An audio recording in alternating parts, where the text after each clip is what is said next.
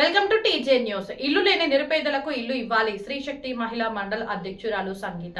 శేరిలింగంపల్లి నియోజకవర్గం మియాపూర్ శ్రీశక్తి మహిళా మండల్ కమిటీ ఆధ్వర్యంలో ఇల్లు లేని నిరుపేదలకు ఇల్లు ఇవ్వాలని తెలంగాణ రాష్ట్ర ముఖ్యమంత్రి యనుమల రేవంత్ రెడ్డికి మీడియా సమావేశం ద్వారా కమిటీ అధ్యక్షురాలు సంగీత తెలిపారు. ఈ సందర్భంగా అధ్యక్షురాలు సంగీత మాట్లాడుతూ గత 20 సంవత్సరాలుగా శ్రీశక్తి మహిళా మండల్ ఆధ్వర్యంలో సొంత ఇళ్ల కొరకు పోరాటం చేస్తూనే ఉన్నా ఇంతవరకు నిరుపేదలకు ఇల్లు కేటాయించలేదని, మీ ప్రభుత్వంలో తప్పనిసరిగా నిరుపేదలకు నిజమైన ఇల్లు లేని నిరుపేదలకు ఇల్లు అందజేస్తామని ఆశిస్తూ 2024 నుండి సంవత్సరం నుండి 2026 వరకు 1,101 సర్వే నెంబర్లలో స్టాలిన్ నగర్, ఎంఏ నగర్ గత ప్రభుత్వం ఇల్లు ఇస్తామని పేదలకు అన్యాయం చేశారని తెలియజేస్తూ మా కమిటీ తరపున ప్రభుత్వాన్ని ఒకటే కోరుతున్నామని, నిరుపేదలకు నిజమైన ఇల్లు లేని నిరుపేదలకు ఇల్లు కల్పించాలని మనవి చేస్తూ తప్పకుండా ఇల్లు ఈ ప్రభుత్వంలో వస్తాయని నమ్ముతున్నామని శ్రీశక్తి మహిళా మండలి కమిటీ అన్నారు. శ్రీశక్తి మహిళా సంఘం నుంచి అధ్యక్షురాలు సంగీత. గత 20 సంవత్సరాల నుంచి మా సంఘం పోరాడుతూనే ఉంది, కానీ సక్సెస్ఫుల్ రాలేదు.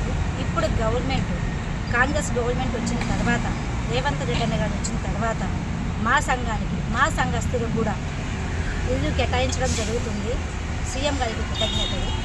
కానీ మాది ఒకటే ఆశ, ఎక్కడైతే శ్రీశక్తి మహిళా సంఘం మన స్టాలిన్ నగర్ కానీ, వాణినగర్ కానీ, ఎంఏ నగర్ కానీ గత 2024 నుంచి 2026 వరకు ఇప్పటి వరకు కూడా భూ కబ్జాదారు సంగీతాన్ని ఇంకా మాకు పేచి వస్తూనే ఉంది.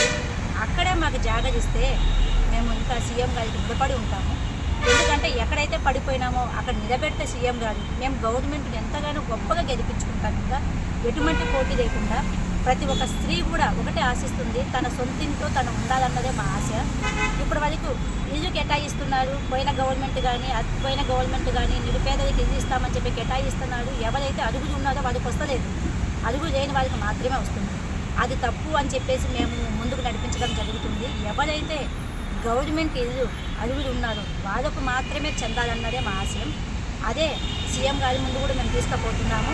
ఖచ్చితంగా సీఎం గారు కూడా మా సంఘానికే కాదు, ఎవరికైతే మన తెలంగాణలో ఇల్లు లేదో, నిరుపేదలు ఉన్నారో ప్రతి ఒక్కరు కూడా గవర్నమెంట్ తరపు నుంచి మేము ఖచ్చితంగా సహాయం చేస్తామమ్మా, మేము ఇస్తాము, ప్రతి ఒక్కరు కూడా సొంత ఇంట ఉండాలమ్మా, మా సపోర్ట్ మీకే అని చెప్పేసి ఎంతగానో గొప్పగా మాట్లాడడం జరిగింది. సీఎం గారు కొంచెం బిజీ ఉన్నారు.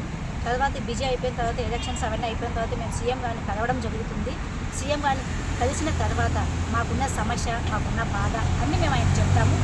ఆయన ఏ నిర్ణయం తీసుకుంటాడో ఆ నిర్ణయానికి కట్టుబడి ఉంటాము. మా సంఘస్థులము ఎక్కడ కూడా మేము మాట తప్పింది లేదు, ఎక్కడ కూడా మేము పొరపాటు చేసింది లేదు. ఆనాడు పొరపాటు చేయలేదు, ఈనాడు పొరపాటు చేయలేదు.